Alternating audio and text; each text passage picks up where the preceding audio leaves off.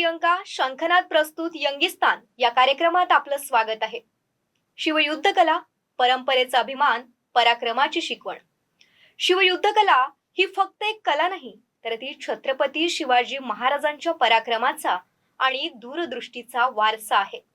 मर्दानी खेळ, तलवारबाजी आणि व्यूहरचना यांच्या कौशल्यांनी महाराजांनी स्वराज्य स्थापनेचा महत्वाचा पाया रचला. मलखांब सारख्या खेळांनी शारीरिक आणि मानसिक तंदुरुस्तीचा वारसा दिला, ज्याचा उपयोग स्वराज्याच्या उभारणीत झाला. आजच्या काळातही या परंपरेला जिवंत ठेवण्यासाठी महाराष्ट्रातील विविध संस्था झटत आहेत. अशाच एका प्रेरणादायी संस्थेचं नाव आहे वीरांगण क्रीडा व सांस्कृतिक बहुउद्देशीय संस्था.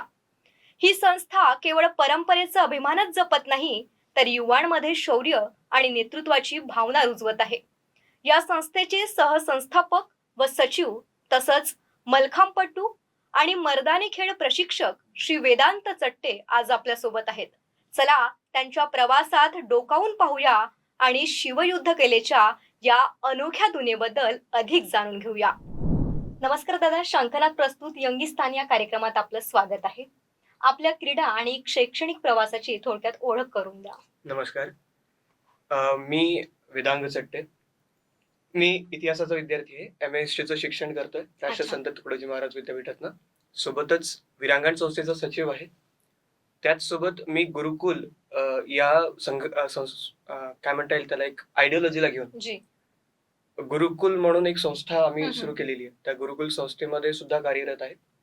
याच्या व्यतिरिक्त या सगळ्यासोबत मी ज्योतिषाचा पण विद्यार्थी आहे. म्हणजे मी ज्योतिष पण शिकतोय.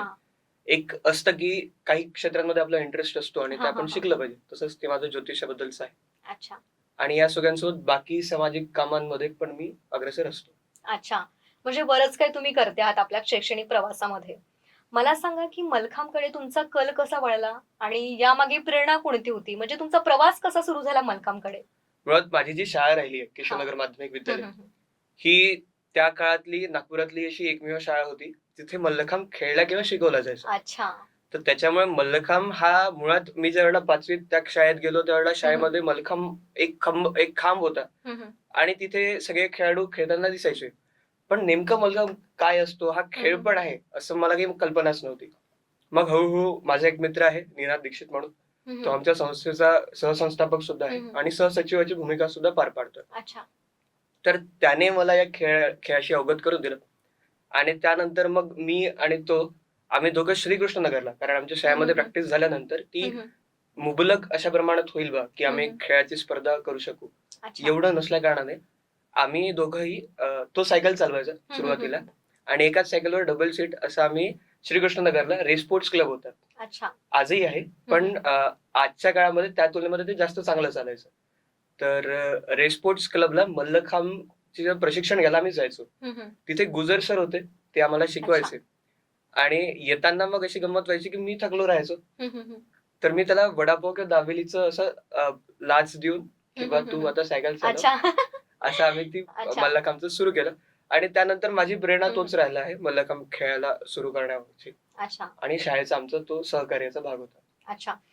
मला सांगा की तुमच्या बालपणातील किंवा म्हणजे आत्ताच्या कोणता असा प्रसंग तुम्हाला खूप प्रेरणादायी वाटतो?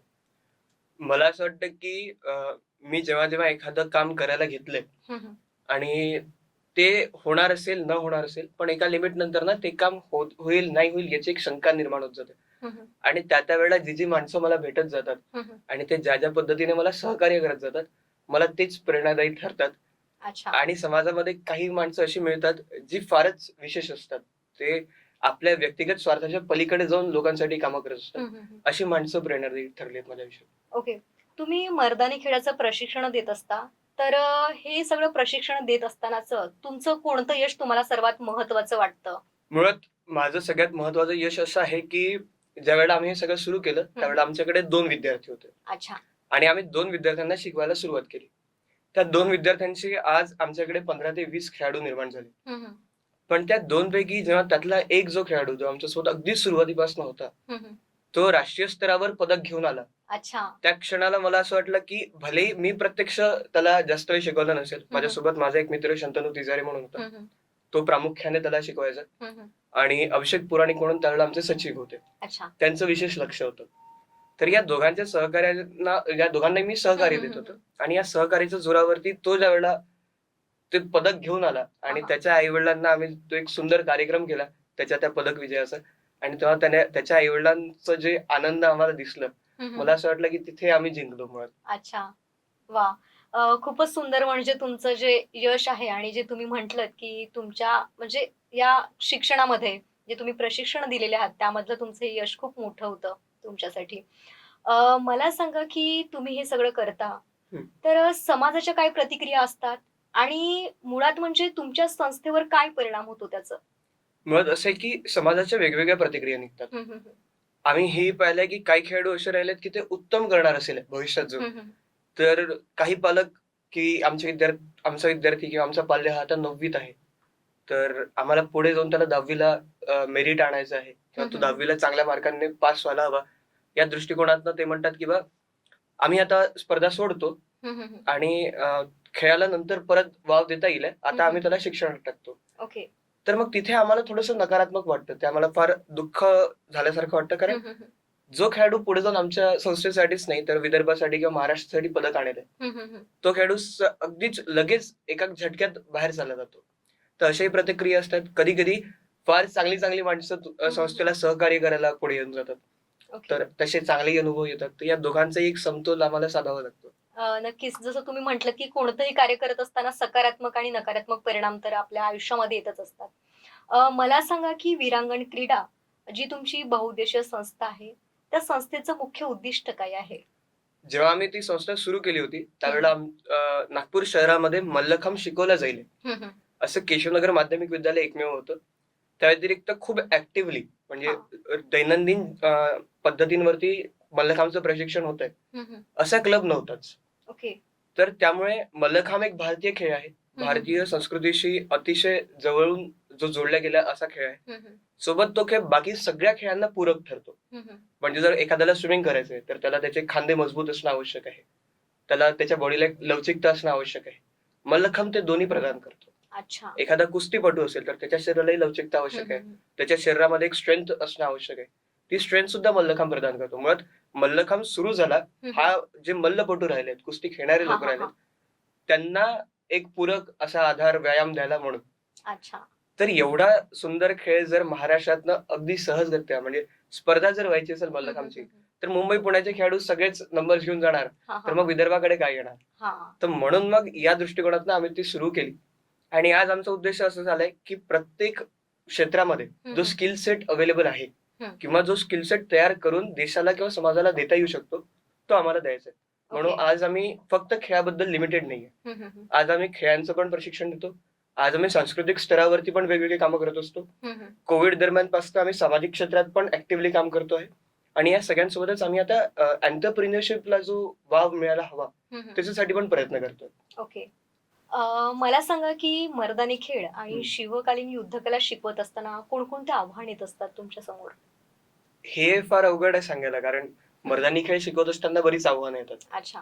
याचं कारण असं आहे की एक म्हणजे की पालकांना हे अपेक्षित असतं की आमचा जो पाल्य आहे त्याला हे लवकर राहायला हवं. हं, हं. आणि आम्ही प्रशिक्षक म्हणून जेव्हा ही भूमिका पार पाडत असतो शिकवण्याची, हं, हं. तेव्हा आमच्या डोक्यात हे असतं की जे शिकवतोय हं, हं. ते योग्य पद्धतीने यायला हवं. अच्छा. कारण शस्त्रांमध्ये असं आहे की तुम्हाला जर त्याचा पवित्रा येत नाहीये, हं, हं, हं. तुम्ही भन्नाटी म्हणजे ज्यामध्ये जी लाठी असते ती आपण हम्म, गरागरा फिरवतो, हा. पण ती फिरवत असताना जर ती तिरपी फिरते, ती सरळ फिरत नाहीये व्यवस्थित, हं, हं. तर ती तुमच्याच डोक्याला लागण्याची भीती आहे. मग म्हणून आम्ही जेव्हा सराव घेत असतो त्यांचा, हं, हं. तर वारंवार वारंवार एकाच गोष्टीचा सराव केल्याने खेळाडू सुद्धा थोडासा कुठे ना कुठे कंटाळतो. मग पालकही तेच बघतात की माझ्या मुलाच्या हातात अजून एक काठीच तुम्ही देऊन ठेवलेली हां, आहे हां, बा. हां, हां. तर मग ते एका आखाड्यातून काढून दुसऱ्या आखाड्यात पाठवतील, दुसऱ्या केंद्रातनं तिसऱ्या केंद्रात पाठवतील. हं, हं. याच्यामुळे तो जो खेळाडू आहे त्याचंही नुकसान होतंय आणि आम्ही जी मेहनत करतोय त्याचंही नुकसान होत आहे. हेही एक आव्हान असतं. बरेचदा असं होतं की एखादा आम्हाला कार्यक्रम घ्यायचा आहे, हं, हं. तर तिथे कार्यक्रम घेत असताना एकतर शस्त्र पाहिल्यानंतर सगळ्यांना थोडासा हेवा वाटतो, कारण ते हां. प्रत्येक व्यक्ती त्यासोबत फॅमिलियर नाही राहत. दुसरं असं की तिथे कार्यक्रम सुरू असताना हं, हं. सगळे जे प्रेक्षक असतात ते जितकं शस्त्राच्या जवळ येऊ शकतील तेवढा येण्याचा प्रयत्न करतात. अच्छा. आणि आम्ही या भीतीत असतो की जर ते शस्त्र त्यांना लागलं हां.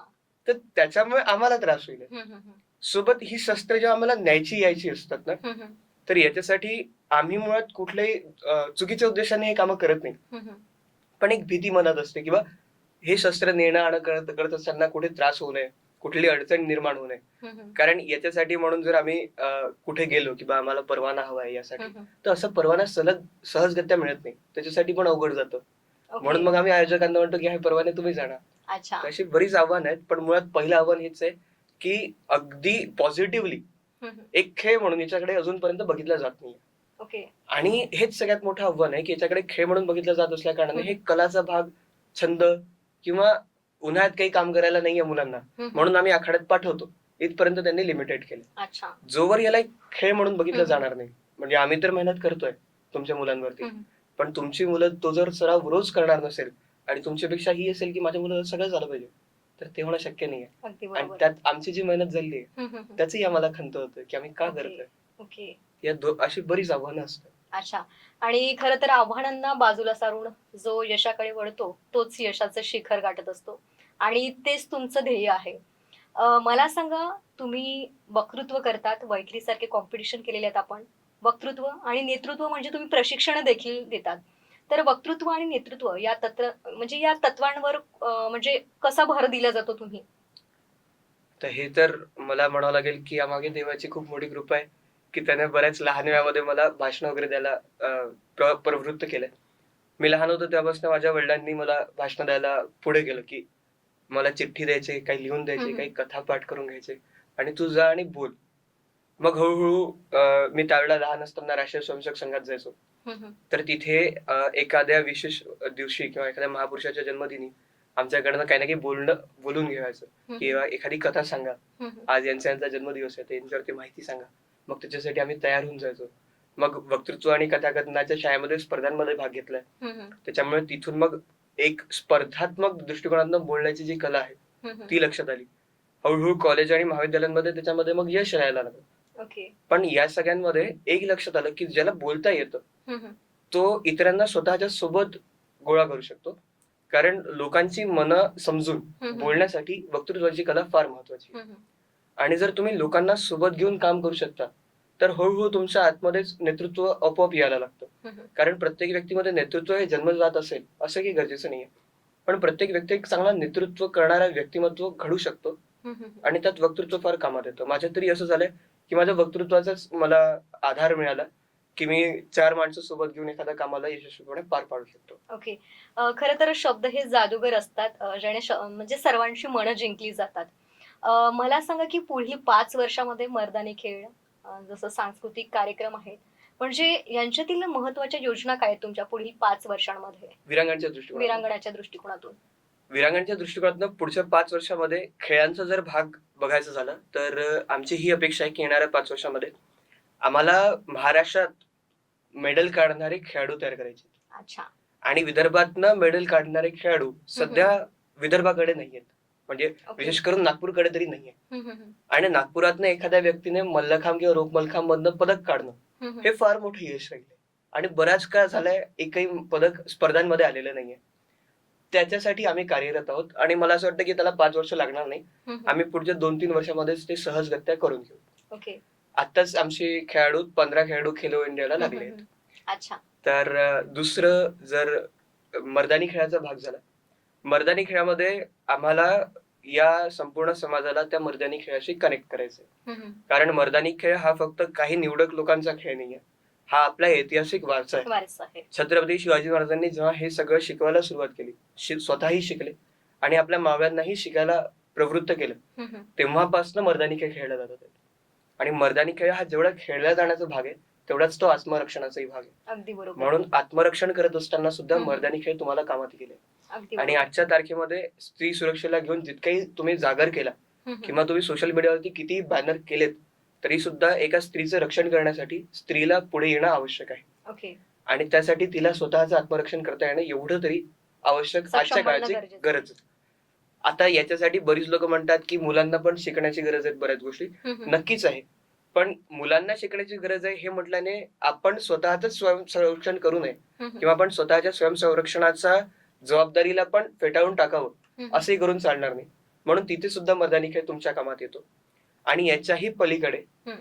सगळ्या समाजामध्ये जी एक मानसिक भीती निर्माण झालेली आहे, किंवा कोणी येऊन मला मारून गेलं तर, हा. किंवा कोणी जर मला त्रास दिला तर मी काय करायचं, या भीतीला बाहेर काढण्यासाठी सुद्धा मर्दानी खेळ तुम्हाला कामात येईल. आणि या सगळ्याच्या पलीकडे तुम्ही जेव्हा समाजात राहता तर तुमच्यामध्ये आत्मविश्वासाची कमी जर असेल तर तुम्ही पुढे जाऊ शकत नाही. त्याच्यासाठी तुमच्या मनामध्ये आत्मविश्वास असणं फार आवश्यक आहे. अगदी बरोबर. आणि आत्मविश्वासासाठी सुद्धा मर्दानी खेळ आवश्यक आहे. ओके. या सगळ्यांच्या पलीकडे तुमचं जे शारीरिक स्वास्थ्य आहे त्याला घेऊन सुद्धा मर्दानी खेळ आवश्यक आहे. म्हणून आम्ही मल्लखांब, मर्दानी खेळ आणि व्यायाम हा. या तिघांनाही अनुसरून फिटनेस अलर्ट नावाचे एक उपक्रम सुरू केले. अच्छा. अगदी कोविडचं जे लॉकडाऊन संपलंय तेव्हापासून आम्ही दरवर्षी फिटनेस अलर्टचा कॅम्प घेत असतो. यामध्ये आम्ही वयाचं कुठलंही बंधन ठेवत नाही. ओके. आणि अगदी लहान म्हणजे 3 ते 4 वर्षाच्या मुलापासून तुम्ही 60 असाल, 70 असाल किंवा 80 जरी तुमचं वय असेल तरी सुद्धा तुम्ही आमच्या मैदानावर येऊ शकता. आणि हे कुठं दिलं जातं प्रशिक्षण? हे प्रशिक्षण गाडीखाना मैदान इथे दिलं जातं. गाडीखाना Okay. मैदान मॉडेल मिल चौकाच्या अगदी जवळ किंवा श्रद्धा फरसान चौकाच्याही जवळ, या दोघांच्याही अगदी मधातच आहे. अच्छा. तर तिथे तुम्ही या. तुमच्या शारीरिक दृष्टिकोनाला आणि तुमच्या शारीरिक क्षमतेला लक्षात घेऊन आमचे इथले प्रशिक्षक तुम्हाला शिकवतील आणि अच्छा. तुमच्या शारीरिक स्वास्थ्यावरती काम करतील. ओके. त्यासोबत तुमच्या खाण्यापिण्यावरती सुद्धा लक्ष दिलं जातं. म्हणजे न्यूट्रिशनिस्ट प्रोव्हाइड करण्यापासून सगळे कामं आम्ही करतो. ओके. याच्यामध्ये जास्तीत जास्त लोकांना कसं कनेक्ट करता येईल याच्यावरती आम्हाला पुढच्या 5 वर्षात काम करून त्यामध्ये एक यश निर्माण करण्याची आवश्यकता आहे. ते स्टेबलाइज करणं आहे. ओके. सांस्कृतिक भागामध्ये जी संस्कृतीचा विसर आम्हाला पडतो आहे त्या संस्कृतीला लोकांच्या मनामध्ये निर्माण करण्याची आवश्यकता आहे आणि त्याच्यासाठी आम्ही काम करतोय. अच्छा. म्हणूनच मर्दानी खेळ असेल किंवा मल्लखांब असेल, हे सुरू करण्यामागचा तोच एक भाग आमच्यासाठी महत्वाचा राहिलाय की ते संस्कृतीला कुठे ना कुठे प्रदर्शित करतात. ओके. आणि त्याच रिप्रेझेंटेशन वरती मल्लखांब आणि शिवकालीन शस्त्र आमचं प्रामुख केंद्र राहिलं. अच्छा. याच पद्धतीने सांस्कृतिक क्षेत्रामध्ये कशा पद्धतीने लोकांना संस्कृतीशी कनेक्ट करता येईल हा भाग आम्ही प्रामुख्याने आता बघतो आहे.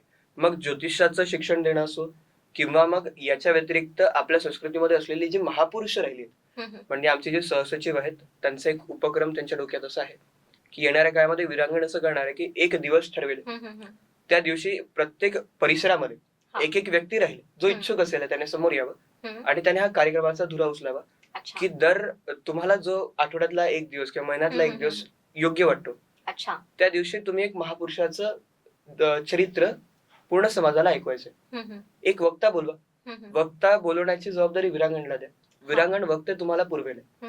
त्या वक्त्याचं मानधनाचा फक्त जो भाग राहिलाय तो तुम्हाला, कारण वक्ता जेव्हा बोलतोय तो त्यामागे अभ्यास करत असतो, तर त्या वक्त्याला तेवढं मानधन मिळालं पाहिजे. तो वक्ता येईल तुमच्या पूर्ण परिसरात जितकी समाजातली लोक राहतात त्या सगळ्यांपर्यंत, अगदी लहान मुलांपासून मोठ्यांपर्यंत सगळ्यांना त्या महापुरुषाबद्दल माहिती झाली पाहिजे. कारण यात मी एक शिक्षक म्हणून शिकवत असताना एक भाग जो माझ्या लक्षात येतोय की आधीच्या काळामध्ये आम्हाला आपल्या आई वडिलांनी लहानपणी अर्जुन, महाभारत, रामायणाच्या कथा सांगितलेल्या आहेत. यातनं आम्ही रामांचं प्रेरणा घेऊन लहानाचे मोठं झालोय, कोणी कृष्णाची प्रेरणा घेऊन लहानाचं मोठं झालंय. आजच्या काळामध्ये मुलांची नेमकी प्रेरणा काय आहे हे जर विचाराल तर त्यांना प्रश्न पडेल की आम्ही कोणाचं नाव सांगू.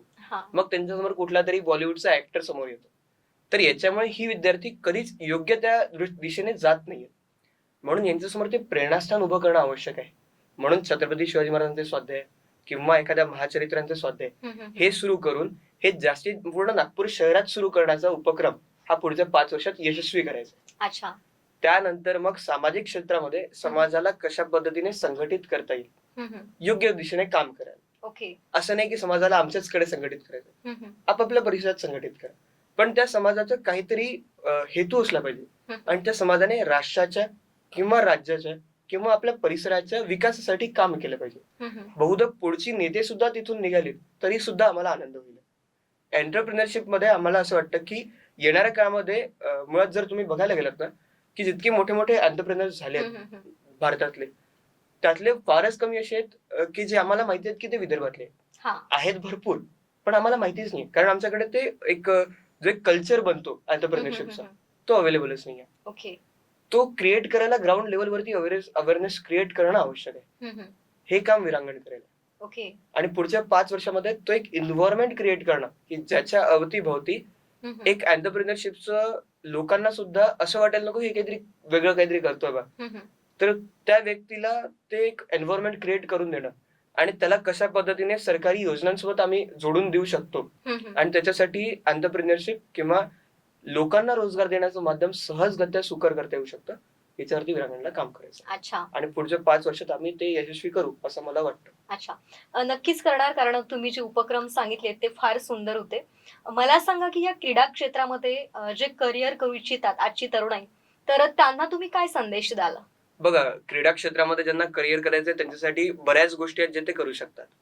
मुळात त्यांच्याकरता एकतर त्यांनी पहिले तर खेळ शिकावा आणि नुसताच शिकू नये, तो अशा पद्धतीने शिकावा की त्यांना 2-3 ते 4 खेळाडू निर्माण करता आले पाहिजे.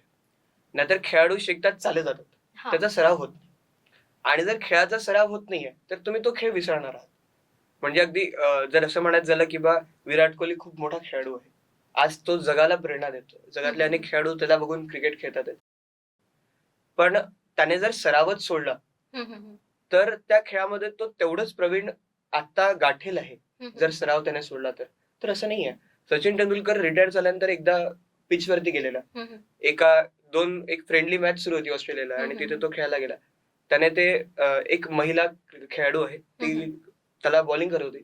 त्यावेळेला तो म्हणाला की प्रत्येक बॉल मला अगदी आधी जसा दिसायचा तसा आज दिसतो असं नाही. तर ती त्याची सराव सुटलाय, त्याची प्रॅक्टिस सुटली असल्या कारणाने त्याला तो आधी जसे षटकार आणि चौकार मारायचा तसे त्याला जमणार नाहीये.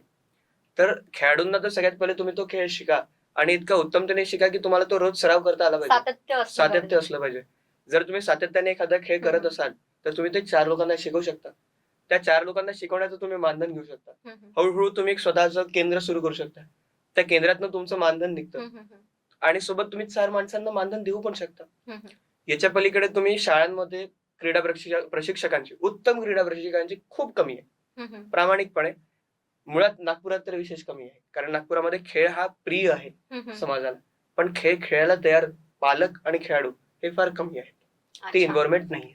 सचिन तेंडुलकर जेव्हा खासदार महोत्सवात आले होते तेव्हा त्यांनी सुद्धा हे म्हटलं होतं की भारत हा एक खेळ प्रिय असा देश आहे की जिथे खेळाला फार प्रेम दिलं जातं. पण भारत हा खेळ खेळला जाणारा देश नाही. इथे फार कमी लोक खेळ खेळतात. म्हणजे एखाद्याच खेळामध्ये आम्हाला खूप मोठी जनसंख्या पाहायला मिळते. पण ऍथलेटिक्स मध्ये विदर्भाचे किती खेळाडू प्रवीण आहेत हा जर प्रश्न मी समाजात जाऊन विचारला तर मला अगदीच मोजके 1-2 खेळाडू मिळतील. तर अशा पद्धतीने या खेळाडूंनी आपला खेळ उत्तम करावा, शाळांमध्ये शिकवायला जावं. शाळांमध्ये शिक्षक म्हणून किंवा क्रीडा प्रशिक्षक म्हणून तुम्हाला सुंदर नोकरी मिळू शकते, ती तुमच्या रोजगाराची संधी उभी झाली. याच्या व्यतिरिक्त तुम्ही, आजचा काळ हा सोशल मीडियाचा आहे, आजचा काळ हा टेक्नॉलॉजीचा आहे, तुम्ही कोर्सेस तयार करा. तुम्हाला एखादा खेळ येतोय, तुम्हाला समजा मर्दानी खेळ येतात. मी दक्षिण भारताचं एक उदाहरण देतो. दक्षिण भारताचा एक मर्दानी खेळाचा प्रकार आहे जो भारतभरात वेगवेगळ्या नावाने ओळखला जातो. पण त्याला बौद्ध धर्मांनी सुरू केलं आणि तेव्हापासून त्याला कलरीपटू किंवा कलरीपटू असं नाव दिलं जातं. तर कलरी हा जो खेळ आहे हा अगदी मर्दानी खेळासारखा आहे, थोडा ऍडव्हान्स आहे. तर ते ऑनलाईन शिकवतात दक्षिण भारतातली लोक. तुम्हाला त्यांचे ऑनलाईन कोर्सेस मिळतील की तुम्ही 6 महिन्यांचा, 2 आठवड्यांचा, 4 आठवड्यांचा असा कोर्सेस मिळतात. तुम्ही मर्दानी खेळ शिका. तुम्ही मर्दानी खेळाला कलरीच्या अगदी बाजूला उभं करा ना. मर्दानी खेळ शिका, त्याचे कोर्सेस तयार करा. कोर्सेस तयार करणं फार मोठी गोष्ट नाही. तुम्हाला तो खेळ येतोय, तुम्हाला एक व्हिडिओ कॅमेराची आवश्यकता आहे, तुम्ही तो उपलब्ध करू शकता. बाकी साधन संपत्ती तुम्हाला मिळत जाते आणि ते कोर्सेस तयार करून सुद्धा तुम्ही स्वतःचा आय काढू शकता. म्हणजे मी एक खेळाडू आहे पण खेळाडूला जीवन नाही असं नाही. तुम्ही खेळाचा कसा वापर करताय यावरती ते फार अवलंबून असतं. याच्या व्यतिरिक्त मी म्हणेल की खेळाडूंनी हताश होऊ नका, कारण एका लिमिट नंतर खेळाडू असा विचार करायला लागतो की मला पुढे भविष्यात काहीतरी करायचंय. किंवा बरेच खेळाडू असे असतात ज्यांची आर्थिक परिस्थिती बरी नसते आणि त्यामुळे ते खेळ सोडून बाकी सगळ्या क्षेत्रामध्ये जायला लागतात. पण तिथे आम्ही एक खेळाडू नुकसान करून बसतो, गमावून बसतो. असं व्हायला नको. खेळाडूंनी स्वतःची मनं पक्की करायला हवी. बरीच संस्थानं अशी असतात जी खेळाडूंना मदत करत असतात, आर्थिक दृष्टिकोनात, सामाजिक दृष्टिकोनात. त्यांना क्रीडा साहित्यांचा पुरवठा करण्यापासून सगळे जबाबदाऱ्या अनेक संस्थांना घेत असतात. विरांगणी ती येणाऱ्या भविष्यामध्ये काम करेल 100%, त्यात वादच नाही. पण हे सगळं करत असताना खेळाडूंनी हताश होऊ नये. स्वतःचा खेळ कुठे ना कुठे सुरू ठेवावा. किंवा मला खेळाने काहीच दिलं नाही म्हणून मी खेळाचा तिरस्कार करतो किंवा खेळ कायमचा बंद करतो, असं करू नये. हा भाग मी फार पाहिलाय की बरेच खेळाडू खूप उत्तम खेळ खेळत असतात, उत्तम खेळाडू असतात, पण आता माझं वय झालं बा, की आता मी नोकरी पाण्याच्या मागे लागतो म्हणून मी खेळ सोडून देतो, असंही होऊ नये. ओके. हाही खेळाडूंनी बघण्याचा भाग आहे. दुसरं असं की खेळाडूंनाच मला सांगायचं नाही, खेळाडूंच्या पालकांनाही सांगायचं की तुमचा विद्यार्थी किंवा तुमचा मुलगा हा जर उत्तम खेळ खेळत असेल ना, तर त्याला खेळाच्या किंवा क्रीडाच्या क्षेत्रात पुढे जाऊ दे, तो तिथे यश काढेल. अगदी बरोबर. पण माझा मुलगा क्रीडा क्षेत्रामध्ये खूप छान नाव कमवतोय, त्याच्यामुळे त्याचा अभ्यास मागे राहतोय, म्हणून मी त्याला खेळ बंद करते किंवा त्याचा खेळाचा वेळ कमी करते आणि त्याला शिक्षणाकडे वळवते, असं करू नका.